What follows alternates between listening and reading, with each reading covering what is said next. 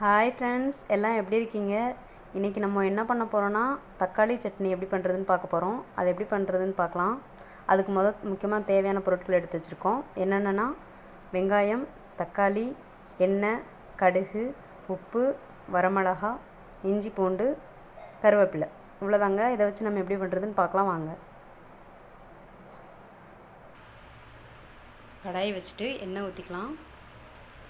எண்ணெய் காஞ்சதும் 2 வரமிளகா போட்டுக்கலாம். இஞ்சி பூண்டு, வெங்காயம் போட்டுக்கலாம். இது கூட கருவேப்பிலை போட்டுக்கலாம். வெங்காயம் கலர் மாறினதும் தக்காளி போட்டுக்கலாம்.